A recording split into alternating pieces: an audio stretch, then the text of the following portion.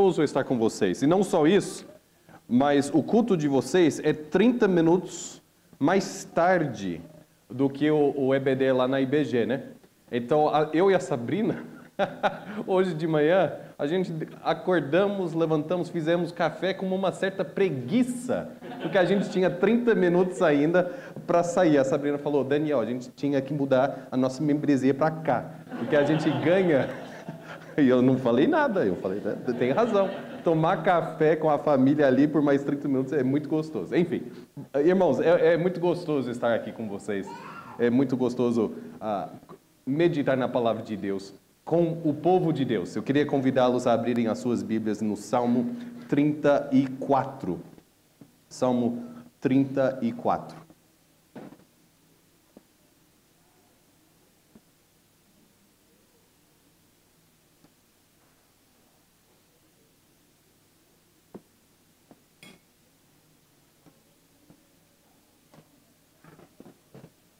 No Salmo 34, nós faremos a leitura do Salmo todo ao longo da exposição.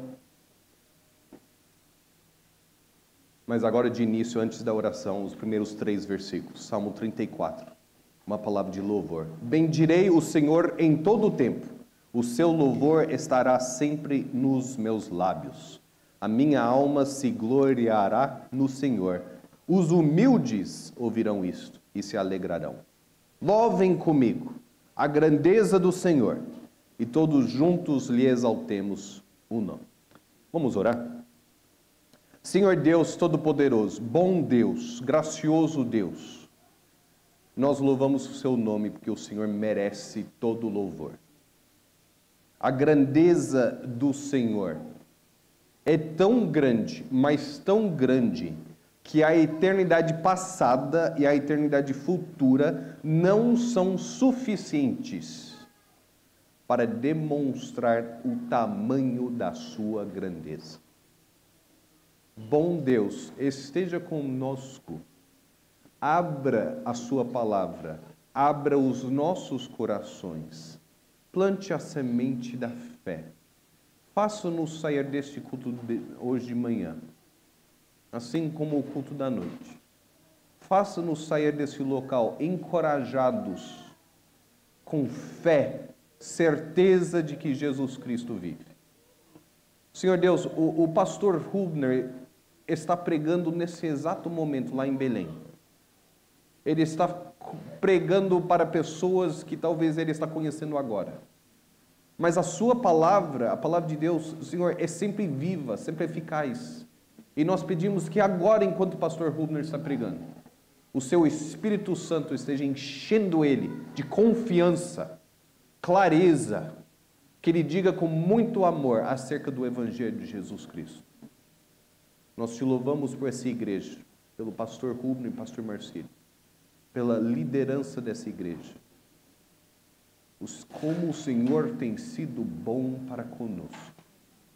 Nos ajude agora a refletir e a experimentar essa bondade. Em nome de Cristo nós oramos pedindo isso. Amém. Amém. Irmãos, foi lido na abertura do culto o contexto desse Salmo 34. Foi lá em 1 Samuel, capítulo 21, foi lido a respeito da fuga de Davi. O rei do povo de Deus está tentando matar Davi. O rei Saul, ele possuído por inveja, possuído por ódio, ele procura matar Davi. E Davi foge. Ele deixa a família para trás, deixa o seu melhor amigo Jonathan para trás. E lá em 1 Samuel 21, inclusive, o Davi ele toma uma sequência de decisões erradas. Não é porque você está fugindo que você acerta todo o seu plano. Ele acaba mentindo para comer o pão sagrado, que nem nós lemos lá em 1 Samuel 21. E ele foge, inclusive, olha aonde ele vai. Ele vai para os filisteus. Ele vai se esconder no meio dos inimigos de Deus. Bizarro, no mínimo, quando, para fugir do povo de Deus, você procura algum escape, alguma segurança no meio do inimigo de Deus. Há uma certa ironia, inclusive, naquele texto que nós lemos, porque Davi estava sem espada. E o sacerdote diz assim, olha, tem uma espada velha aqui, que era de Golias, inclusive. Se você quiser, ele fala, me dá essa espada. E aí, com essa espada, Davi, aquele que derrotou Golias, ele vai aonde? Para a cidade de Golias. Ou seja, a espada de Golias volta nas mãos de quem? Do herói que tinha matado Golias. É só que agora o herói está fugindo do próprio país e procurando abrigo entre os inimigos de Deus. Cara, bizarro o 1 Samuel 21. E fica mais bizarro o 1 Samuel 22, que a gente não vai considerar essa noite. É um texto triste que quando você vira a folha assim, cai sangue, porque o ódio do rei Saul é tanto que inclusive os sacerdotes que ajudaram Davi, o Saul, ele vai matá-los, vai matar todos eles, 80 e tantos sacerdotes vão morrer no próximo dia por ter ajudado Davi, sem saber exatamente que tipo de ajuda ele estava dando a Davi. É um texto muito triste. E então, o Davi, ele chega às portas daquela cidade, achando que ali ele poderia se infiltrar. E aí, lá na porta da cidade, os próprios servos do rei já vão dizer, esse aqui não é aquele. Esse aqui não é aquele que matou Golias. Davi tentando disfarçar. Mas os próprios servos já sabiam da fama dele. Esse não é aquele que as mulheres cantam, que Saul matou os seus tantos, mas Davi matou os seus milhares, dezenas de milhares. Ele vai preso, ele chama um rei. Enquanto ele está preso, o Davi, ele é inspirado por Deus, escreve o Salmo 56, que é um lindo salmo. É uma oração no sentido de, Senhor, eu cheguei ao fundo do poço, e se você não me livrar dessa, esse será o meu fim. O Davi sabe que, olha, ele está nas mãos do reino, do povo que é o inimigo de Deus. O rei chega, Davi faz ali aquele teatro onde ele faz de conta que ele se enlouqueceu, como se ele não estivesse bem de mente. O rei, com uma certa ironia, diz aos seus servos, eu não estou lidando com doido o suficiente aqui na minha cidade? E aí você me traz mais um? E aí o rei vai fazer o seguinte, olha, se esse for de fato o homem que matou Golias, vamos libertar ele, porque é para a vergonha dele que esse enlouquecido morra por algum animal selvagem, ou morra de fome, ou seja conhecido como o herói que endoideceu, o israelita que perdeu a sua mente. E se não for, de fato, aquele que matou Golias, é um louco a menos aqui dentro da nossa cidade, libertei ele. E é o que Davi vai fazer então, isso só para dar contexto para os irmãos. Davi ele vai fugir para a famosa Airbnb de 5 estrelas, Caverna de Adulão, que até hoje existe lá em Israel. Você pode visitar a Caverna de Adulão, é quase como se fosse um buraco na terra, você está entrando, você tem que abaixar assim para entrar, e aí lá dentro tem alguns, a caverna ela é pequena sobre a terra, mas você consegue se perder lá dentro com muita facilidade. E é nesse hotel de 5 estrelas que o Davi vai passar algumas noites, dormindo no chão. Ele escreve o Salmo 152, que é um salmo de Senhor, eu estou sozinho, eu não tenho amigos, eu cheguei ao fundo de poço de novo. Enfim, Deus vai usar a Caverna de Adulão para inspirar muitos salmos. Entre eles, o nosso texto, Salmo 34, ok? Então, esse é o contexto todo que está acontecendo na vida de Davi. E agora chegamos ao Salmo 34. O que o texto vai sugerir é que Davi ainda está a caminho da caverna de Adulão. Ele está procurando se esconder lá. Talvez ele não tenha chegado ainda. Mas ele escreve refletindo sobre como Deus o livrou da mão dos filisteus. Um Salmo 34. Esse Salmo 34 ele tem 3 ênfases. Ele pode ser parcelado em 3 partes. A primeira parte de 1 a 7 seria a parte de testemunho do rei Davi. Ele vai oferecer como Deus o livrou. A segunda parte seria do versículo 8 a 14, onde há uma convocação. Davi vai falar com o seu leitor, vai falar conosco, nos chamando para agir. E por fim, na última parte, do versículo 15 ao 22, nós temos aqui uma promessa e uma palavra de julgamento, de juízo, de condenação. A primeira parte, é do versículo 1 a 7. Ele começa no versículo 1 a 3 dizendo: olha, bendirei o Senhor em todo o tempo.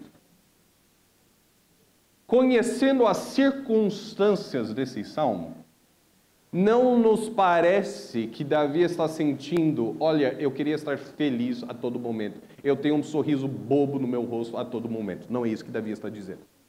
Ele está dizendo, o Senhor merece louvor a todo tempo.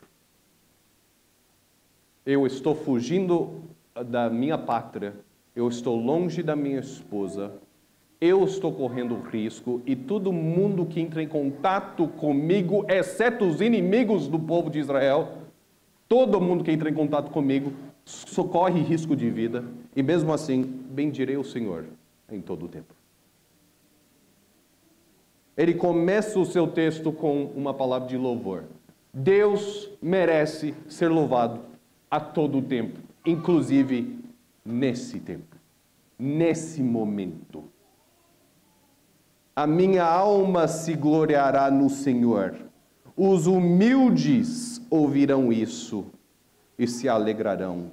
Louvem comigo, diz o versículo 3, a grandeza do Senhor, e todos juntos lhe exaltamos o nome. A ironia ali é que Davi fala por inspiração, porque ele não está com ninguém nesse momento. Ele está sozinho.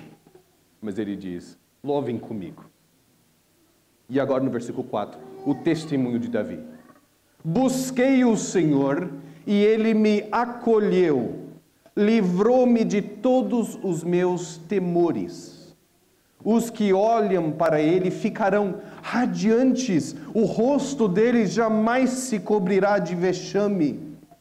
Clamou este aflito e o Senhor o ouviu e o livrou de todas as suas angústias. O anjo do Senhor acampa-se ao redor dos que o temem e os livra. Davi, ele oferece aqui uma palavra a respeito de como Deus tem mostrado a sua bondade, especificamente na sua vida. E há um momento para isso na vida do discípulo, irmãos. De compartilhar um com os outros o que Deus tem feito por mim. E como Deus ouviu esse aflito. Queria chamar a sua atenção ali no versículo 6, quando Davi ele se refere a si mesmo. Chamou este aflito e o Senhor ouviu. Davi ele não se vê como um grande guerreiro. Davi não se vê como um grande herói. Davi não se vê como alguns viram ele como aquele mito que matou o gigante. Davi, ele se refere a si mesmo como o aflito. Clamou este aflito e o Senhor o ouviu. Um Deus tão grande, um Deus tão soberano, um Deus tão poderoso, ouve a oração que é quase como se fosse que quase se afoga nas lágrimas. Uma oração que mal sai da boca de Davi, de tanto clamar, de tanto chorar. Deus ouve a oração deste aflito e o livrou de todas as suas angústias. Isso aponta, irmãos, que na caminhada cristã há um momento, assim como Davi está experimentando aqui, para a aflição. Há um momento na jornada cristã onde nós experimentamos a aflição. E essa é uma realidade da vida cristã. Deus não nos livra de passar pelas angústias, mas Ele nos livra das angústias no seu momento, no seu tempo. alguns capítulos para frente de 1 Samuel, Davi olhará para trás e dirá: essa aflição já passou. E é assim na nossa vida cristã. Há momentos em que nós podemos recordar, onde nós podemos testemunhar: olha, eu passei por um aperto muito difícil, mas eu me refiro àquele momento no sentido que já passou. E Deus foi fiel comigo naquele momento. Haverá um momento onde nós vamos olhar para trás. Inclusive, é bonito a maneira que os novos céus e a nova terra, na presença do Senhor Deus, nos céus, no paraíso, é descrito ali que Deus enxugará todas as lágrimas. Por quê? Porque a gente vai ter um olhar para trás, no sentido de: que aflição enorme é essa pelo qual passamos, não está mais aqui conosco. E aí Deus enxugará as nossas lágrimas. Davi reconhece que haverá um momento onde ele vai olhar para trás, mas esse momento não é agora. Deus ainda está permitindo que Davi saia, primeiro da prisão, ali, onde estava preso no meio dos filisteus, e agora ele está caminhando rumo à caverna de Adulão. Uma caverna que Adulão significa refúgio, escape. Isso representa bem Davi nesse contexto. Ele está procurando algum lugar e aquela noite ele vai dormir sobre as pedras, numa caverna fria, gelada, sozinho, mas com essa confiança, diz o versículo 7, o anjo do Senhor acampa-se ao redor dos que o temem e os livra. Irmãos, vocês preferem,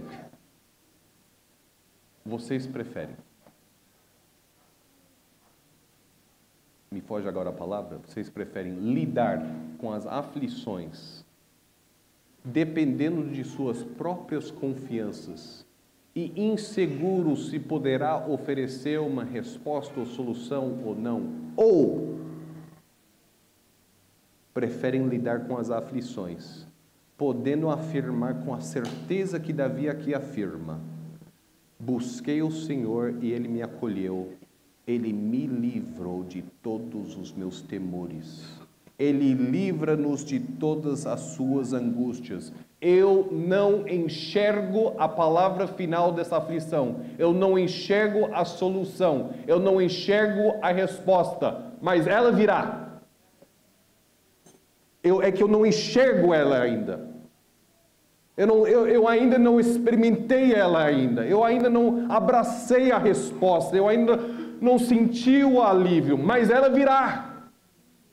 Porque o Senhor, o grandioso Senhor, Ele ouve a minha oração e Ele é o Senhor que livra-nos de todas as angústias. Não a maioria das angústias. Ou provavelmente as angústias mais difíceis, mas todas. Irmãos, se alguém, fazendo uma aplicação aqui direto do texto, se você está passando por uma aflição hoje, Deus dará uma resposta e te livrará dessa aflição. Pode não ser hoje, mas a resposta vem, o livramento vem. Nós afirmamos isso com base da autoridade da palavra de Deus. Deus livra todos os seus, mesmo se for chamando para os céus. Vem na minha presença, eu vou tirar dessa bagunça que está aí. Esse é o testemunho de Davi. Eu não sou um grande herói que derruba gigantes. Eu sou um aflito. E eu dependo de um grande Deus. Agora o segundo trecho. O segundo trecho é uma convocação.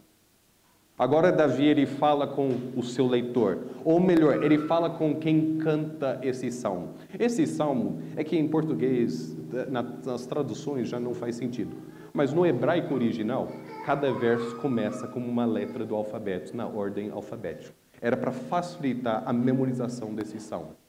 O judeu, ele podia cantar e memorizar esse texto com muita facilidade, lembrando a ordem alfabética.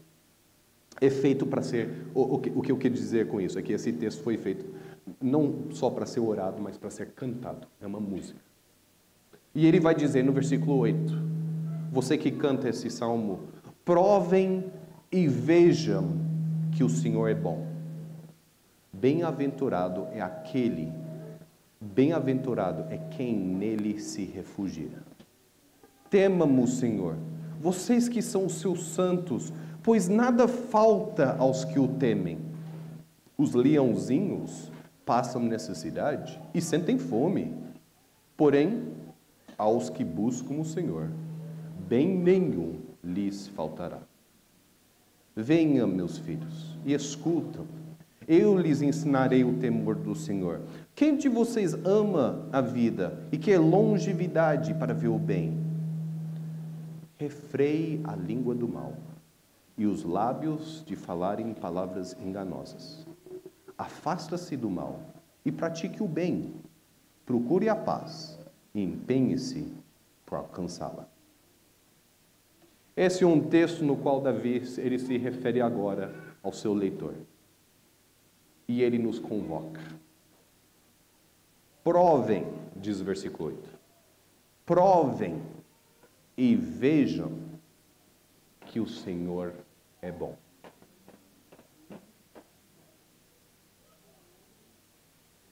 Há uma certa ironia aqui, irmãos. Porque de um lado, Davi estava provando e vendo que o Senhor é bom. Deus tinha acabado de libertar ele das mãos dos filisteus. Grande teria sido a derrota de Davi. Imagina que história é essa. Aquele que matou o gigante foi morto pelo rei dos filisteus. Baita história. Mas Deus o livrou. Mas ao mesmo tempo, irmãos, ainda que Davi foi liberto, ele não está ainda fugindo de Saul. Ele não está ainda correndo risco de vida.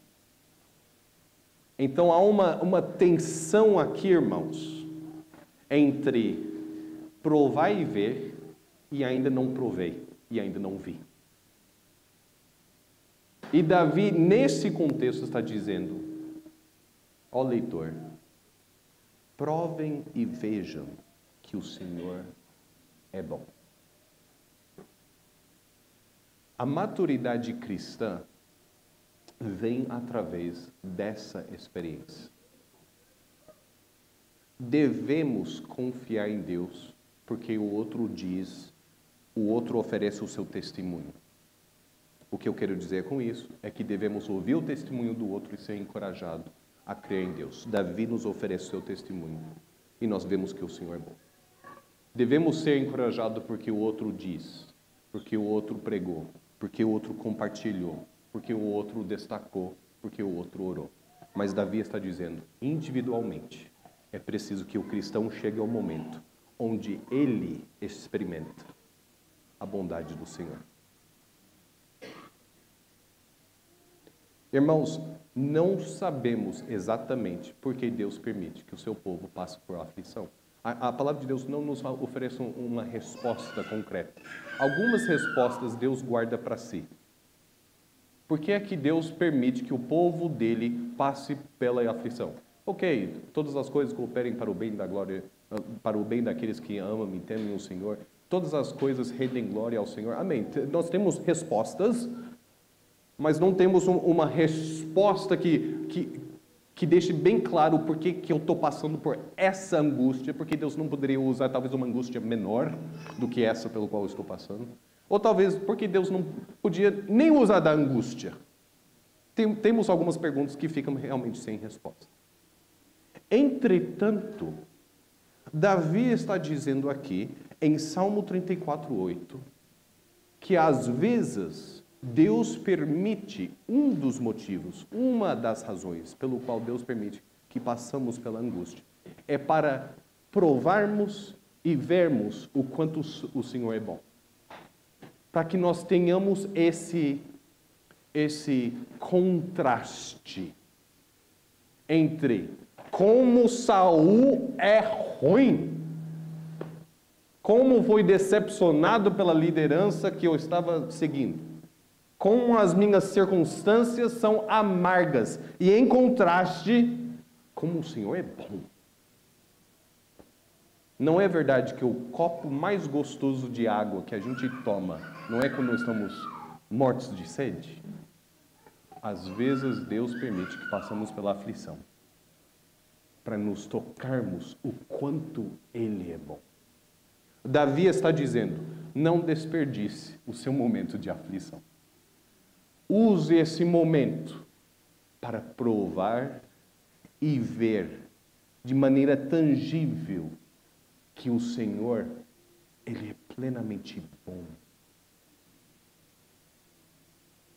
Deus não é tímido com a sua graça.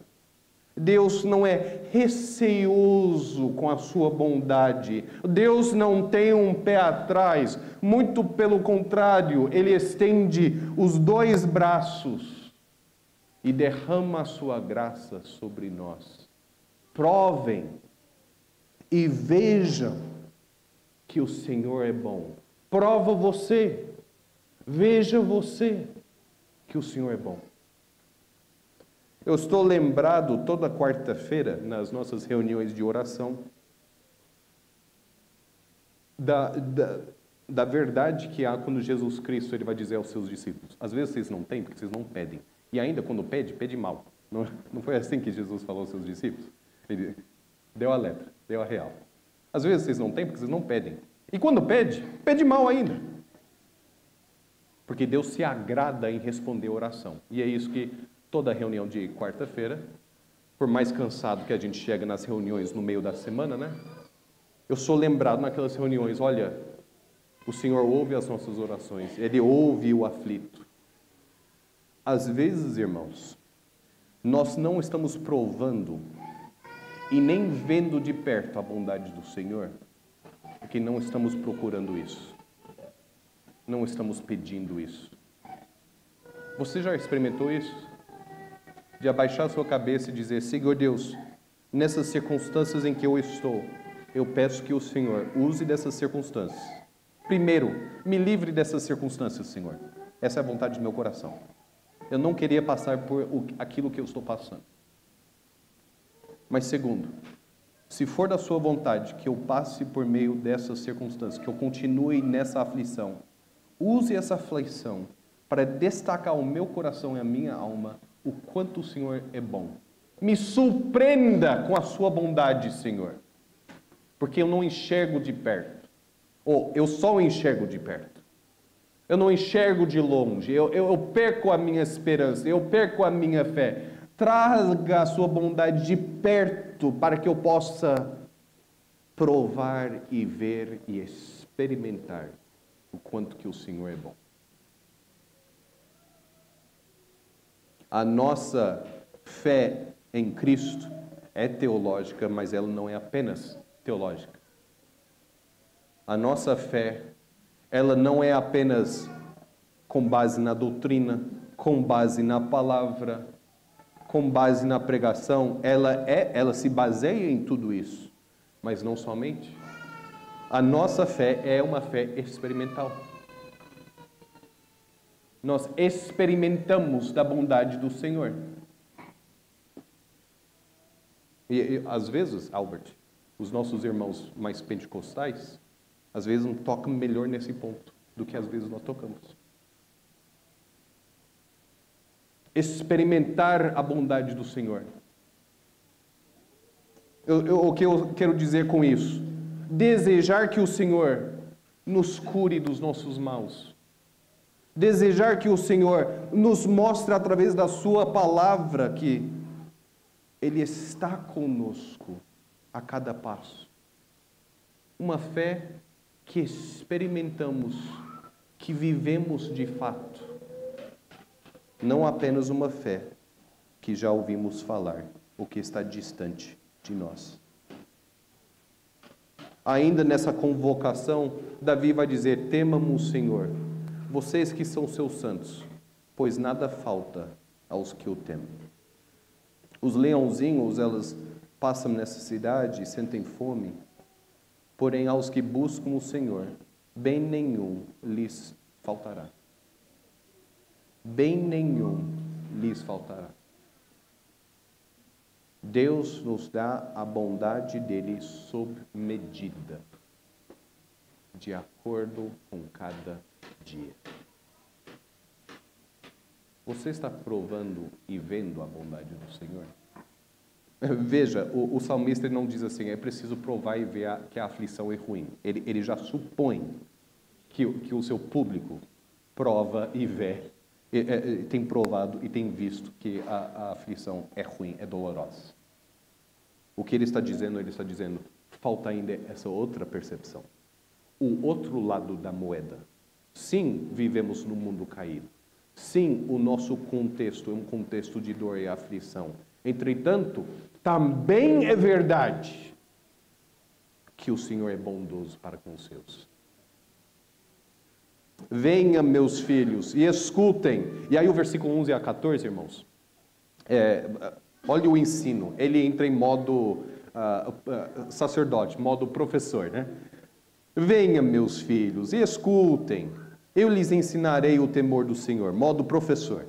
Quem de vocês ama a vida e quer longevidade para ver o bem? Isso não é todo mundo? Claro. Aí ele vai dizer assim, refreie a língua do mal e os lábios de falarem palavras enganosas. Afaste-se do mal e pratique o bem. Procure a paz e empenhe-se por alcançá-la. Refreie a língua do mal e os lábios de falarem palavras enganosas. Afasta-se do mal e pratique o bem. Procure a paz e empenhe-se por alcançá-lo. Davi, peraí, cara, o que isso tem a ver com o contexto? Ele está dizendo, olha, eu confio no Senhor, e agora ele muda para modo professor, ele está dizendo, olha, você ama a vida? Você quer ver o bem na vida? Assim, claro que você vê a bondade do Senhor para com você, mas você quer isso sendo uma realidade no seu contexto? Refreia a língua do mal. Irmãos, essa é uma realidade que a gente vê, Davi, em vários capítulos ali de 1 Samuel. Ele está sendo xingado por Saul, mas ele não xinga Saul. Ele está sendo acusado por Saul, mas ele não acusa Saul.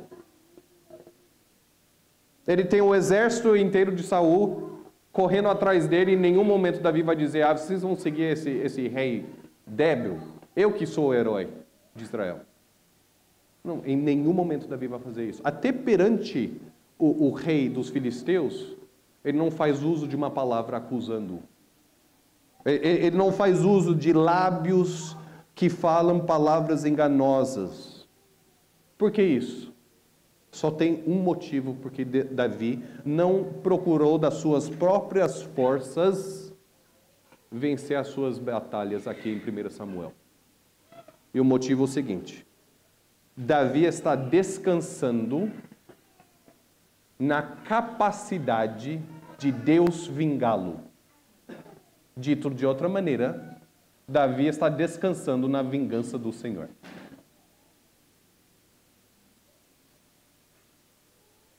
Irmãos, quando nós estamos passando pela aflição, a vontade é virarmos um herói, virarmos alguém que derruba gigantes. A gente bem que queria virar o Hulk, destruir aquilo que nos aflige, para nós sairmos como o herói da nossa própria história. Davi já sabe que isso não é uma opção. Entretanto, e agora vai entrando o nosso último ponto, Davi sabe que o julgamento vem. Deus há de pesar a mão. E Davi está assim, eu estou de boa, porque Deus vai pesar a mão. Eu não preciso usar as minhas mãos nesse sentido. Eu não vou usar de uma língua cheia de engano, xingar o outro, mentir para prejudicar o outro. Eu não preciso entrar no mal e fazer mal àquele que faz mal a mim. Não, como diz o versículo 14, afaste-se do mal e pratique o bem, procure a paz, porque Deus vingará. Deus dará uma palavra final.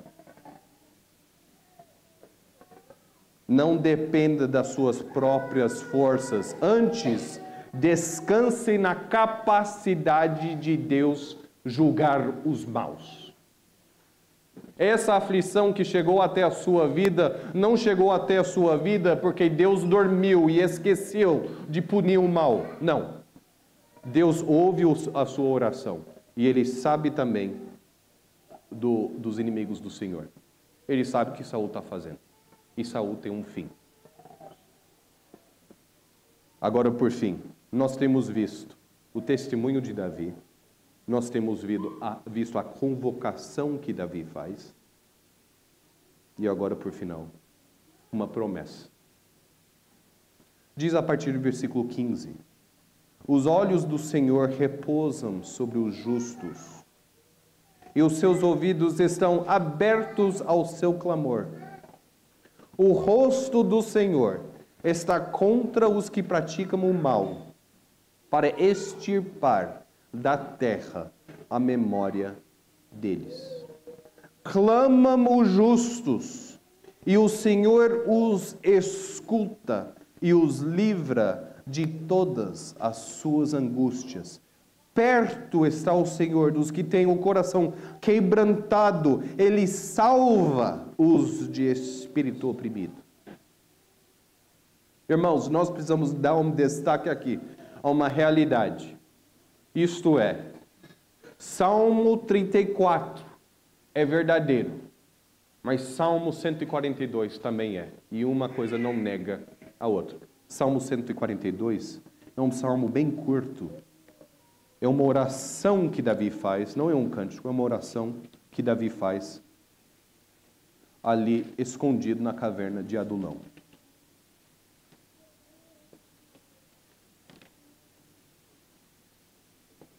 Então, se você achou assim, olha, Salmo 34, ele tem um tom de vitória, de que Deus vence, olha o tom de Salmo 142.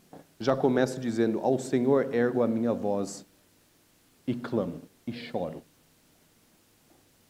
Versículo 2, derramo diante dele a minha queixa, a sua presença exponho a minha angústia. Quando dentro de mim esmorece o espírito, tu sabes o caminho por onde devo andar, mas aqui dentro dessa caverna não estou vendo nada. No caminho em que ando, ocultaram ainda uma armadilha para mim. Eu olho o versículo 4, olho à minha direita e vê, pois não há quem me reconheça, nenhum lugar de refúgio. Ele está na caverna de refúgio. Nenhum lugar de refúgio. Ninguém que por mim se interesse. Versículo 5. A ti clamo, Senhor, e digo, tu és o meu refúgio, a minha porção na terra dos viventes. Atende ao meu clamor, pois me sinto muito fraco. Livra-me dos meus perseguidores, porque confesso que são mais fortes do que eu. Tira a minha alma desse cárcere, para que eu dê graças ao teu nome. Os justos ainda me rodearão, quando me fizeres esse bem. Atendo ao meu clamor, pois me sinto muito fraco. Palavras que você não imaginava que um grande herói, um grande guerreiro diria, muito menos deixava por escrito. Me sinto muito fraco. Confesso que os meus inimigos são mais fortes do que eu. Nenhum lugar de refúgio, ninguém que por mim se interesse, mas tu és o meu refúgio. Irmãos, é verdade que pode existir com uma certa tensão, mas pode existir no mesmo momento, no mesmo local, o Salmo 34 e o Salmo 142. Essa é a nossa realidade. Um salmo onde se diz, o Senhor me livrou, bendito seja o Senhor, vamos louvar juntos o grandioso nome do Senhor. E ao mesmo tempo tem uma oração que diz assim, eu me sinto muito fraco. Os inimigos que estão vindo atrás de mim, eles não só fazem armadilhas, eles são mais inteligentes do que eu, mas eles são mais fortes também. Essa pode ser uma realidade na vida cristã, irmãos. Ou seja, queridos, se nós estamos esperando, não experimentando, esperando o momento em que a tempestade passar, para então louvar o Senhor, como louva no Salmo 34, se você está dizendo, eu vou aguardar a aflição passar para então louvá-lo, esse não é o momento para louvá-lo. Não é só quando passar. O Salmo 34, um salmo de louvor, é um salmo em qual Davi ele louva o Senhor no meio da tempestade. durante a aflição. E Salmo 142 nos aponta isso. Ele louva o Senhor não apenas quando a aflição passa, mas ele louva o Senhor durante a aflição. O louvor de Salmo 34 não nega a realidade do Salmo 142. O cristão pode sentir sozinho,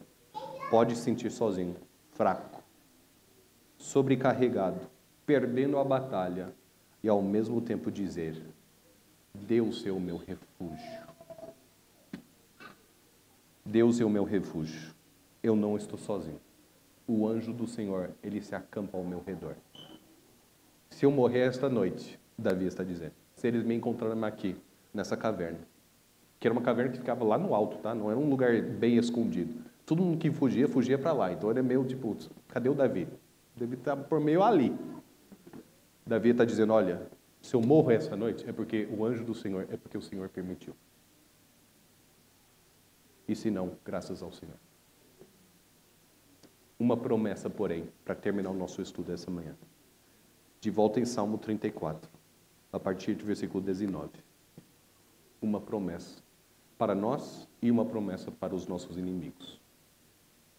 Para nós, Salmo 34, versículo 19. Muitas são as aflições do justo, mas o Senhor de todas o livra. O Senhor de todas o livra. Uma promessa divina. Está na Bíblia, não podemos negá-lo. De fato, muitas são as aflições do justo, mas há liberdade, há livramento. O dia do livramento vem. Diz o versículo 20: preserva-lhe todos os ossos, nenhum deles sequer será quebrado. E ali ele aponta a Jesus Cristo na cruz. Nenhum dos seus ossos foi quebrado. Entretanto, versículo 21. A desgraça matará o ímpio, e os que odeiam o justo serão condenados. A desgraça matará o ímpio. O ímpio, ele está cavando um buraco. Ele está cavando um buraco. Ele está cavando um buraco. E ele mesmo vai cair nesse buraco. A desgraça que ele faz será o seu próprio fim. Promessa divina. É por isso que Davi, ele não precisa usar de palavras enganosas ou da sua própria força. Porque ele sabe que assim como Deus prometeu estar conosco e livrar o ímpio e livrar o justo, ele há de condenar o ímpio. A desgraça matará o ímpio, e os que odeiam o justo serão condenados. Me lembra lá em Esther, aquele homem que odiava tanto o judeu. Ele falou assim, olha, eu vou construir uma coisa de mais de 20 metros e ali vou enforcar Mordecai. E depois Esther fala para o rei, olha, ele está tentando matar o meu povo. E o rei fala assim, olha, ali que ele construiu para matar os outros, enforca ele. Como é que você enforca uma pessoa de mais de 20 metros? Você sabia que o Cristo Redentor é 30 metros de altura? Imagina o bagulho, 20 metros de altura. É para todo mundo ver enforcado.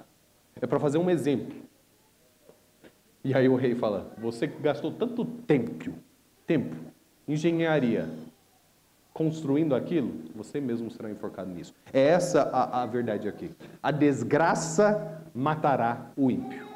Seu fim será decretado pelo Deus que para nós promete bondade, livramento e salvação. Versículo 22, para terminar essa manhã. O Senhor resgata a alma dos seus servos e dos que nele confiam. Nenhum será condenado. Irmãos, nós temos essa promessa nesta vida e na próxima também. Deus nos salva, não apenas carne e osso, mas Ele resgata a nossa alma. E estamos eternamente livres da condenação em Jesus Cristo. Se você está aqui esta manhã e você só conhece um lado da moeda, você só conhece a aflição, que é uma realidade. Você só conhece a tempestade.